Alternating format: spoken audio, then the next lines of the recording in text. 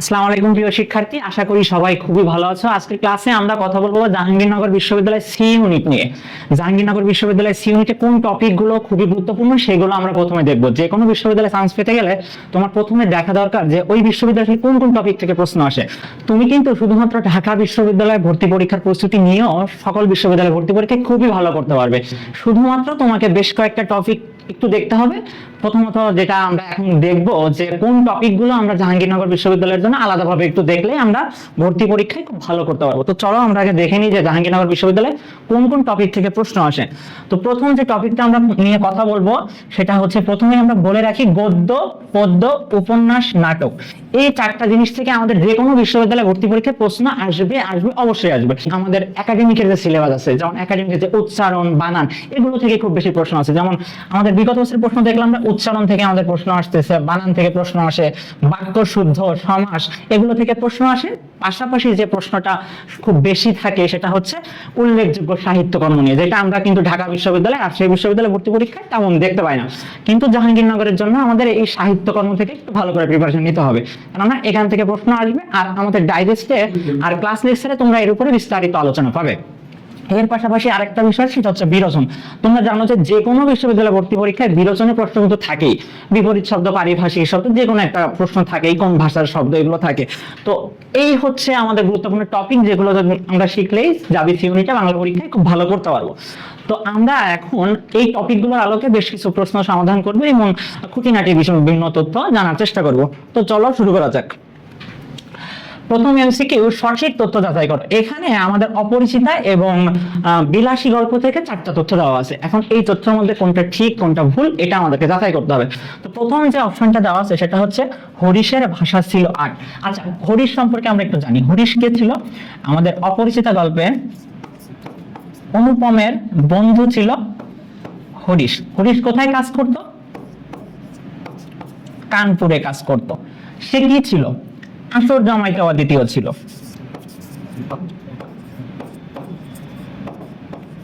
আসর জমাইতে অদ্বিতীয়। আসর জমাইতে অদ্বিতীয় বলতে বোঝায় যখন সে থাকতো কোনো আড্ডা খুব ভালো জমতো, অর্থাৎ সে খুব ভালো আড্ডা দিতে পারতো সবার সাথে। কিন্তু আমাদের কোথাও কিন্তু বলা ছিল না হরিশের ভাষা আট ছিল। আট ভাষা কার ছিল? আট ভাষা ছিল বিনু দাদার। এই বিনু দাদা কে ছিল?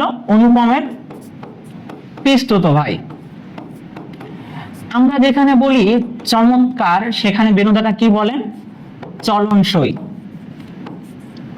আমরা জানি যে অপরিচিতা গল্পে যখন কল্যাণীকে দেখতে গিয়েছিল, অপরিচিতা গল্পে কিন্তু বিনু দাদাই দেখতে গিয়েছিল কল্যাণীকে।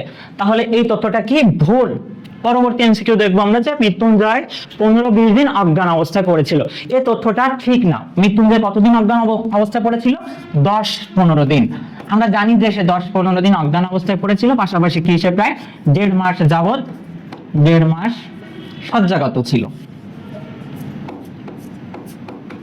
আমরা যে প্রথম যে দুইটা তথ্য দেখলাম, দুইটা তথ্যই কিন্তু ভুল। পরবর্তী তথ্য, শম্ভুনাথের চুল পাকা ছিল।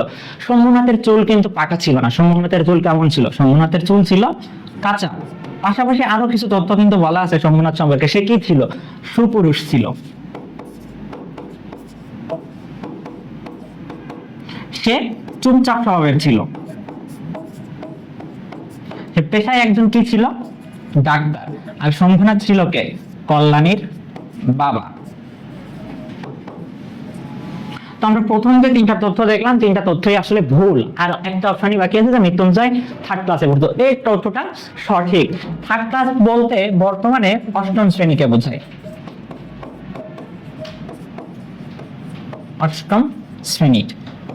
2nd ক্লাস বলতে 9ম শ্রেণী। আর 1st ক্লাস বলতে 10ম শ্রেণী। তো এখানে সঠিক উত্তর হবে মৃত্যুঞ্জয় 3rd ক্লাসে পড়তো। এখন আমরা পরবর্তী এমসিকিউটা দেখব। নির্ভুল তথ্য যাচাই করো। প্রথম তথ্য হচ্ছে নুরুল হুদা মিলিটারি লাগার পরে 2 বার ভাষা পরিবর্তন করেছিল। এই তথ্যটা ভুল। নুরুল হুদা 2 বার পরিবর্তন করে না। নুরুল হুদা ভাষা পরিবর্তন করেছিল 4 বার। কেন ভাষা পরিবর্তন করেছিল? কারণ তার শ্যালক মিন্টু ছিল মুক্তিযোদ্ধা। মিন্টু কে ছিল? আসমার ভাই। আসমা হচ্ছে আমাদের নুরুল হুদার স্ত্রী। নুরুল হুদার স্ত্রী। তো কয়বার ভাষা পরিবর্তন করে? 4বার ভাষা পরিবর্তন করে। কেন ভাষা পরিবর্তন করে? কেননা আমাদের নুরুল হুদার শ্যালক মিন্টু মুক্তিযুদ্ধে যাওয়ার ফলে যেই না আসমা অনুমান করতে পারতো যে কেউ না কেউ তার ভাইয়ের তথ্য জানতে পেরেছে, তখনই সে কি করতো? ভয়ে ভাষা বদল করতো। তাহলে এই তথ্যটা ভুল। পরবর্তী তথ্য দেখি আমরা, নুরুল হুদার ছেলের বয়স 2.5 বছর ছিল না, নুরুল হুদার মেয়ের বয়স ছিল 2.5 বছর। মেয়ের বয়স ছিল 2.5 বছর, আর মেয়ের বয়স ছিল 2.5, আর ছেলের বয়স ছিল 5 বছর।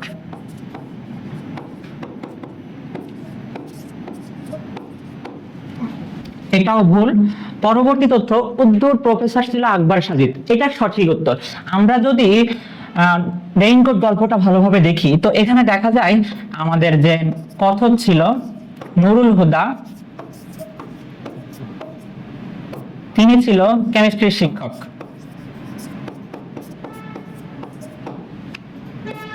আকবর সাজিদ উনি ছিল উর্দুর প্রফেসর। পরের অপশনটা, অফিসের জন্য 10টা আলমারি আনা হয়েছিল, এটা ভুল। অফিসের জন্য আলমারি আনা হয়েছিল মাত্র 3টা। টোটাল আলমারি আনা হয়েছিল 10টা, টোটাল 10টা। তার মধ্যে অফিসের জন্য ছিল 3টা, বোটানি, হিস্ট্রি, জিওগ্রাফি, এই 3টা ডিপার্টমেন্টের জন্য 2টা করে, টোটাল 6টা আলমারি আনা হয়েছিল। এখন আমরা পরবর্তী এমসিকিউ দেখব। পরবর্তী এমসিকিউ, কোহেলি উত্তরীতলে মাঘের সন্ন্যাসী স্মরণটিতে মাঘের সন্ন্যাসী বলতে কি বোঝানো হয়েছে? এই প্রশ্নটা এসেছে আমাদের তাহারই পরে মনে,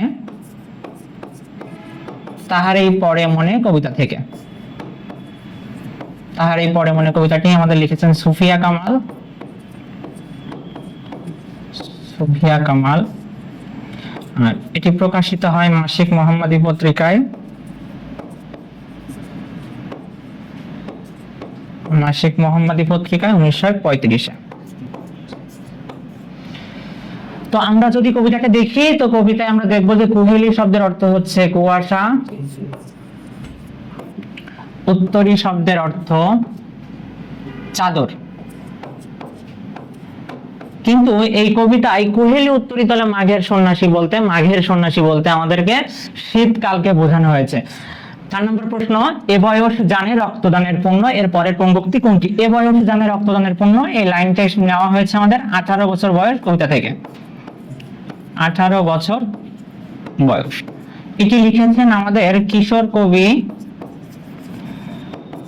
কবি সুকান্ত ভট্টাচার্য।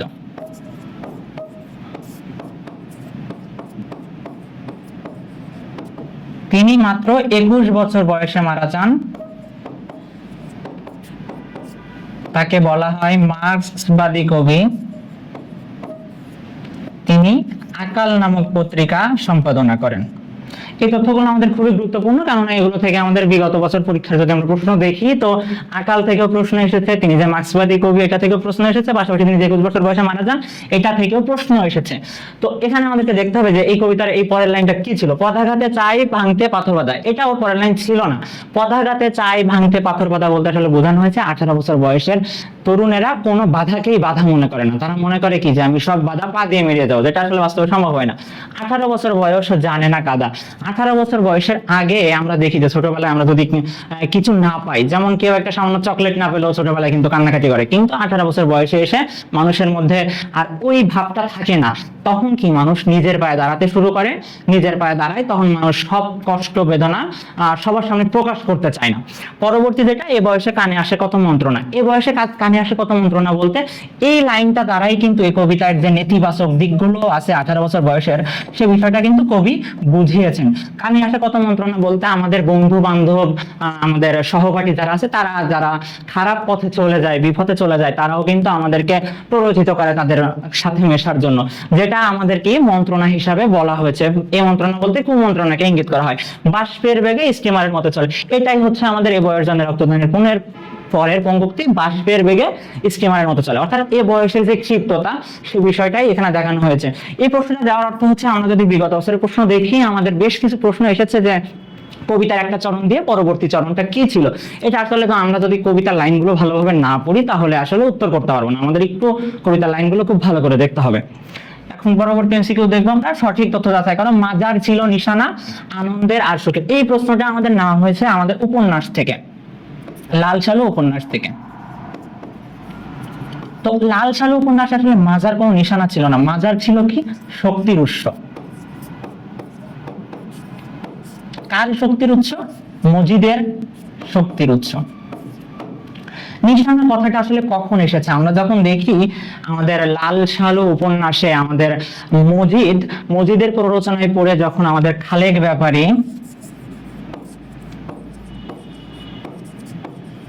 ব্যাপারী তার প্রথম স্ত্রী আমিনা বিবিকে তালাক দেয়। তো আমিনা বিবি যখন খালেক ব্যাপারীর বাড়ি থেকে চলে যাচ্ছিল তখন যাওয়ার সময় পথে কি হয়, একটা তাল গাছ দেখেন। এই তাল গাছকে বলা হয়েছে নিশানা। কেন নিশানা বলা হয়েছে? আমিনা বিবি যখন ছোটবেলায় শ্বশুর বাড়ি আসতো, তার বিয়ে হয়েছিল কত বছর বয়সে? মাত্র 13 বছর বয়সে বিয়ে হয়েছিল। তো যখন সে শ্বশুর বাড়ি আসতো তখন ওই তাল গাছ দেখলে সে বুঝতে পারতো যে তার শ্বশুর বাড়ি খুবই নিকটবর্তী হয়ে গেছে। তো এই তাল গাছটাই ছিল নিশানা আনন্দের আর সুখের। অর্থাৎ প্রথমটা ভুল। পরবর্তী অংশে তো মজিদকে দেখে জমিলা দুলা ভাবছিল না, এই তথ্যটা ভুল। কারণ আমরা যদি দেখি মজিদ কি বলেছিল, সে বলেছিল খোদেজা বুবুর সাথে যখন সে কথা বলতেছিল, খোদেজা বুবুর সাথে মজিদকে দেখে তার মনে হয়েছিল কি, তানি বুঝি দোলার বাপ। অর্থাৎ কি আমাদের জমিলার বরের বাবা ভেবেছিল, কিন্তু পরবর্তীতে কি দেখা যায় যে মজিদই ছিল কি তার স্বামী। রহিমার পেটে 14 প্যাচ ছিল। এই প্যাচের কথাটা আসলে কখন এসেছিল? আমরা দেখি যে আমাদের যে আওয়ালপুরের যে পীর এসেছিল। কোথার পীর? আওয়ালপুরের পীর। আওয়ালপুরের পীর। এই পীরকে মজিদ তার প্রতিদ্বন্দ্বী ভাবতে শুরু করে। প্রতিদ্বন্দ্বী ভাবতে শুরু করার কারণ হচ্ছে পীর আসার পর থেকে সবাই মজিদকে রেখে পীরের কাছে যাওয়া শুরু করে। আর পীরের কথা শোনার পর থেকে মজিদ ভাবে যে পীর যদি আসে তাহলে কি হবে, আমার যে ক্ষমতাটা ছিল ওটা ধীরে ধীরে কমে যাবে। এখন আমাদের খালেক ব্যাপারী স্ত্রী আমেনা জেনেছিল যে পীরের পানি পড়া খাইলে কি হইতে পারে, সন্তান হতে পারে। তো মজিদ তো যেতে দিবে না খালেক ব্যাপারীকে। তো এই বিষয়টা সে ভিন্ন খাতে প্রবাহিত করার জন্য কি বলে যে স্ত্রী লোকের সন্তান হয় না কোন কারণে? পেটে বেড়ি পড়ার কারণে। পেটে বেড়ি পড়ার কারণে। কারো কত থাকে? 7 প্যাচ থাকে, কারো 14 প্যাচ থাকে, 21 প্যাচও দেখছে। তো যদি 7 প্যাচের বেশি হয় তাহলে সন্তান হওয়া সম্ভব, কিন্তু 14 প্যাচ হইলে আর সন্তান হয় না। মজিদ তখন বুদ্ধিমত্তার সহিত কি বলে যে তার স্ত্রীর ছিল 14 প্যাচ, কারণ কি তার স্ত্রীরও তো সন্তান হয় না। এটা একটা সঠিক উত্তর। পরবর্তী অপশন আমরা দেখবো, কলমা পড়তে জানতো না কাদেরের বাপ। না, তাহের কাদেরের বাপ সম্পর্কে বলা হয় না যে কলমা পড়তে জানতো না। কলমা পড়তে জানতো না কে? কলমা পড়তে জানতো না আমাদের দুদু মিয়া। এই দুদু মিয়া কে ছিল? 7 ছেলের বাপ।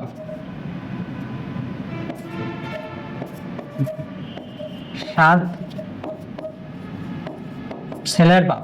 এর একটা অভ্যাস ছিল যে কথায় কথায় বলতে যে খাইবার পারি না, খাইবার পারি না। অর্থাৎ নিজের দারিদ্রতাকে সবার সামনে বারবার তুলে ধরাই তার অভ্যাস ছিল। সে কথায় কথায় কি বলতো যে খাইবার পারি না, নামাজ কালাম পড়বো কখন, এইটা জানবো কখন, ওটা জানবো কখন। তো এই কলমা পড়তে জানো না, এটা কাদেরের বাপ বলে না। কাদেরের বাপ কি ছিল? ঠেঙা বুড়ো। এই বুড়ো কি ছিল? বুড়ো একমাত্র চরিত্র ছিল এই উপন্যাসে যে মজিদের অস্তিত্বে প্রথম থেকেই অস্বীকার করেছে। কখনোই সে ভাবতে পারতো না বা কখনোই সে বিশ্বাস করে নাই যে মজিদ তার ওহী শক্তির মাধ্যমে বা অলৌকিক শক্তির মাধ্যমে জানতে পেরেছিল যে কি হচ্ছে মোহাম্মদ নগরী, কোথায় কি হচ্ছে। এই মজিদের অস্তিত্ব অস্বীকারী চরিত্র ছিল ঠেঙা বুড়ো। এখন আমরা পরবর্তী এমসিকিউটা দেখবো, কোন তথ্যটি সঠিক। এখানে আমাদের 4টা তথ্য দেওয়া আছে, এখন আমাদেরকে দেখতে হবে যে কোন তথ্যটি সঠিক। এটা আমাদের এসেছে কি আমাদের নাটক সিরাজউদ্দৌলা থেকে। সিরাজউদ্দৌলা থেকে। তো প্রথম যে অপশনটা দেওয়া আছে সিরাজউদ্দৌলা নাটকের দৃশ্য 8টি, এটা ভুল। সিরাজউদ্দৌলা নাটকের দৃশ্য সংখ্যা কয়টি? দৃশ্য সংখ্যা 10টি। এর মধ্যে 8টি দৃশ্যে কি ছিল? 8টি দৃশ্যে সিরাজ উপস্থিত ছিল। 8টি দৃশ্যে সিরাজ উপস্থিত ছিল। সিরাজের গুপ্তচর কোমর বেগ, এটা ভুল। সিরাজের গুপ্তচর কে ছিল? নারায়ণ সিং ছিল সিরাজের গুপ্তচর, আর এই নারায়ণ সিং এর ছদ্মনাম ছিল কি? রাইসুল জোহালা। রাইসুল জোহালা। আর কোমর বেগ ছিল আমাদের মীর জাফরের গুপ্তচর। মীর জাফরের গুপ্তচর, আর এর ভাইয়ের নাম ছিল উমর বেগ। পরবর্তী অপশন আমরা দেখব, দৌলতের পূজারী ছিল উমিচাঁদ। হ্যাঁ, উমিচাঁদ ছিল কি? দৌলতের পূজারী। সে কি অর্থ সম্পদ ছাড়া কিছু বুঝতো না। সে কি বলেছিল? যে দৌলত আমার কাছে, দৌলত আমার কাছে ভগবানের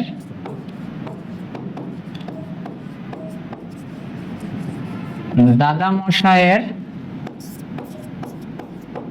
চেয়ে বড়। এই অপশনটা সঠিক। লাস্টের অপশনটা আমরা দেখবো যে ইংরেজদের পক্ষে সৈন্য ছিল 10,000। এটা ভুল। ইংরেজদের পক্ষে সৈন্য ছিল কত? 3,000। ইংরেজদের পক্ষে সৈন্য ছিল 3,000। নবাবের পক্ষে সৈন্য ছিল কত? 10,000। এবার আমরা পরবর্তী এমসিকিউটা দেখব। বাংলা সাহিত্যের প্রথম রোমান্টিক সংলাপ কোনটি? আচ্ছা, বাংলা সাহিত্যের প্রথম রোমান্টিক সংলাপ জানতে গেলে আমাদেরকে প্রথমে জানতে হবে কি, যে বাংলা সাহিত্যের প্রথম রোমান্টিক উপন্যাস কোনটি? বাংলা সাহিত্যের প্রথম রোমান্টিক উপন্যাস হচ্ছে কপালকুণ্ডলা। এই কপালকুণ্ডলা উপন্যাসটা হচ্ছে বাংলা সাহিত্যের প্রথম রোমান্টিক উপন্যাস, আর এই উপন্যাসটা লিখেন আমাদের সাহিত্য সম্রাট বঙ্কিমচন্দ্র চট্টোপাধ্যায়। বঙ্কিমচন্দ্র চট্টোপাধ্যায়। তো এই গল্পের প্রথম যে সংলাপটা আছে, যে সংলাপটাকে বাংলা সাহিত্যের প্রথম রোমান্টিক সংলাপ হিসাবে আখ্যায়িত করা হয়। তো আমরা দেখবো যে এখানে কোন অপশনটা আসলে ছিল।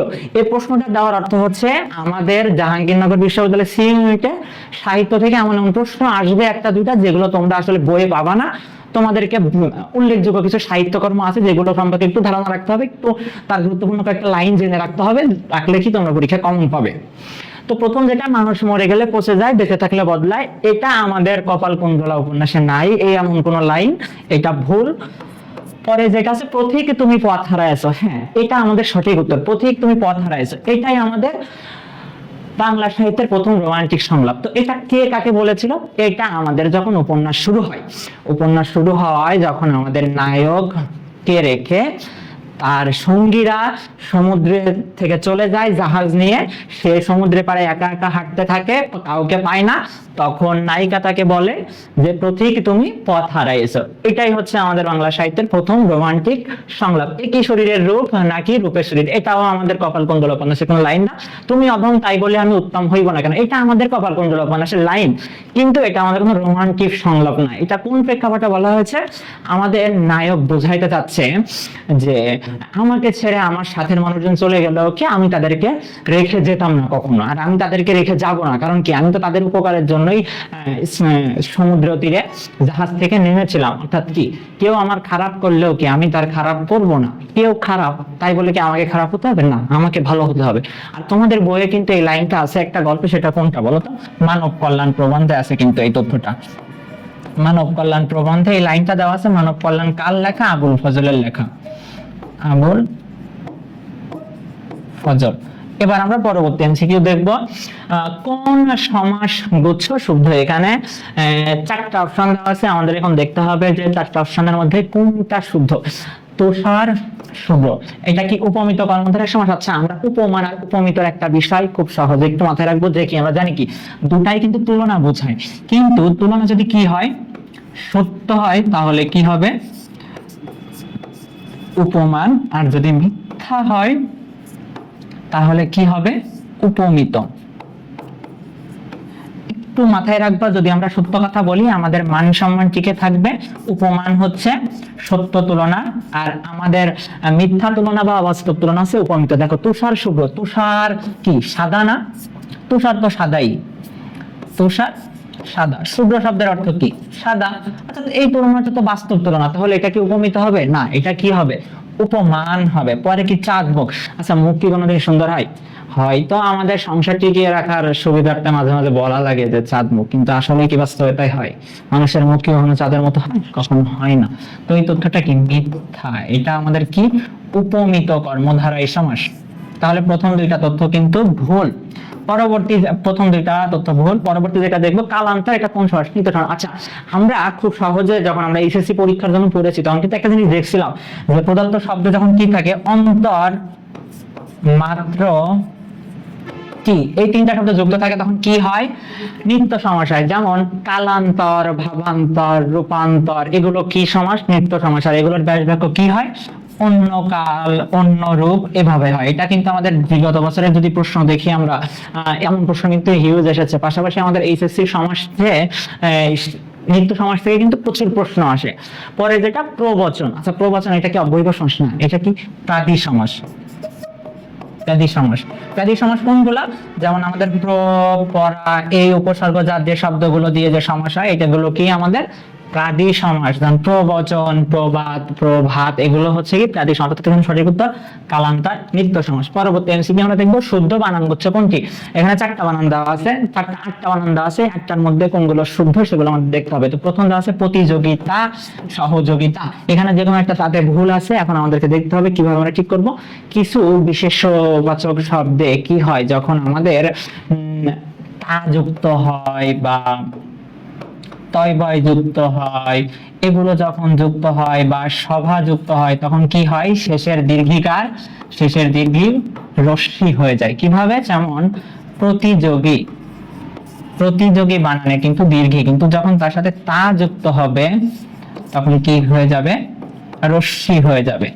মন্ত্রী, মন্ত্রী বানানে কিন্তু দীর্ঘি, কিন্তু যখন মন্ত্রিত্ব হবে, মন্ত্রিত্ব হবে তখন কি হয়ে যাবে? রস্যি হয়ে যাবে। এভাবে আমাদের এই বানানগুলো আমাদের দেখতে হবে। এই নিয়ম থেকে বেশ কিছু বানান আমাদের পরীক্ষায় আসে।